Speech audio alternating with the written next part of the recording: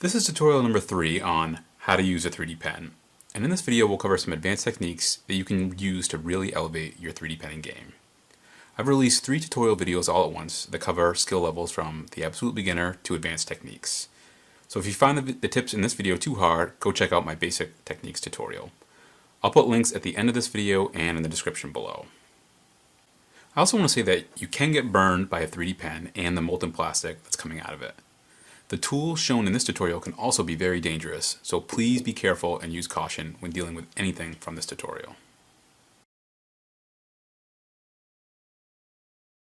This technique builds off creating simple structures, which I talked about in my basics tutorial video. Point-to-point filling allows you to create much more intricate shapes. Say we want to create one of the main branches of a tree.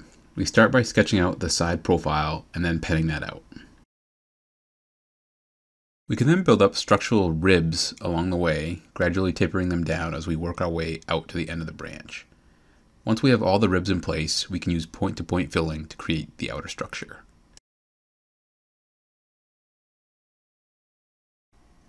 The way this works is we will quickly add lines from one rib to the next, bouncing back and forth, until we coarsely fill in the outer surface. Then we flip it over and do the same for the other side.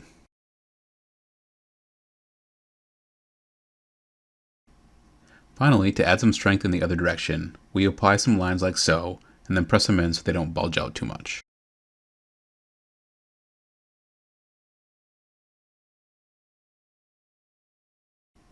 This process repeats itself all the way up to the end of the branch.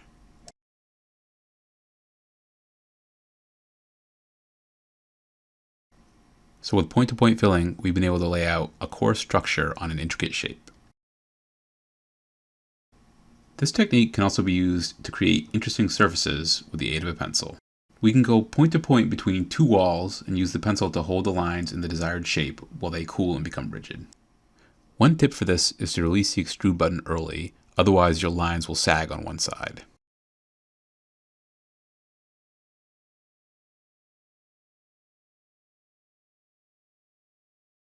With this technique, adding some tools to your 3D pen toolbox can help immensely. We're going to take advantage of the fact that we can reheat what we pen and move it around and mold it. So let's first talk about the tools. Basically, anything that can heat the plastic significantly can work. This can be a simple or long-reach gas lighter. I went for a slightly more expensive handheld torch. The reason for this is you get a much better level of control with a handheld torch. This control is important because you can easily overheat the plastic and cause it to either burn or melt too much. Having good control over the placement, strength, and duration of the flame is very helpful, and the handheld torch does all of that. Heating can be used in the following manner. We can pen out flat objects and then heat them up to be able to mold and contour them as we like. Here I'm heating up the small flat pieces that I want to contour, but I'm moving the flame very quickly so no area gets too much heat. If we don't get it exactly right the first time, we can reheat it and get the molding just right. So now we've been able to take these flat parts and give them great shape and form. This is another really powerful technique which can be used in so many ways and situations. This topic could have a whole tutorial video by itself.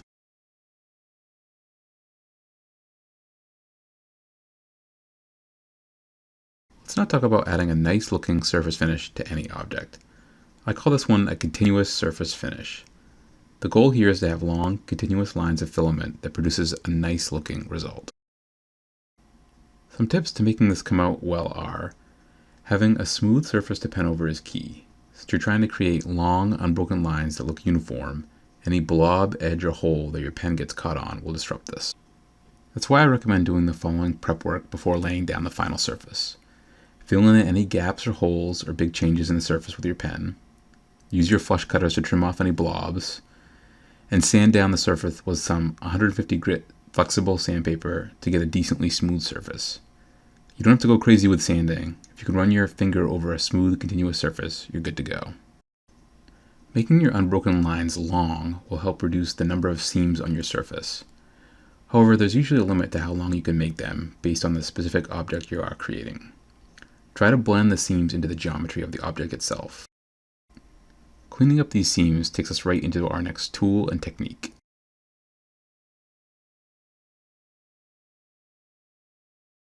Having a tool that can precisely sculpt and shape the plastic that you have penned is very valuable for improving the detail and polish of your 3D pen creations.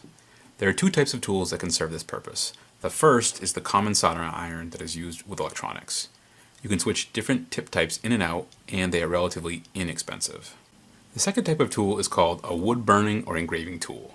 For 3D penning, this tool has some big advantages when compared to a soldering iron. The first is the length of the tool itself. Soldering irons typically seem to be longer than wood burning tools. This length makes it hard to sculpt fine and precise features in your object. The wood burning tool is nice and short and gives you great control. The second is that wood burning tools come with a ton of great tips and attachments that are useful for 3D penning. A soldering iron only has a few tip types, all geared towards electronics tasks.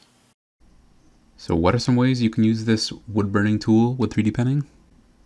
The first way is to use this large tip to smooth out those unsightly blobs of plastic at the seams we were just talking about.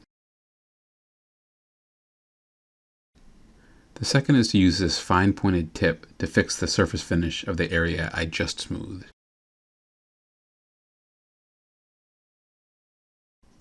The third way is to use the fine pointed tip to carve out delicate features into your objects.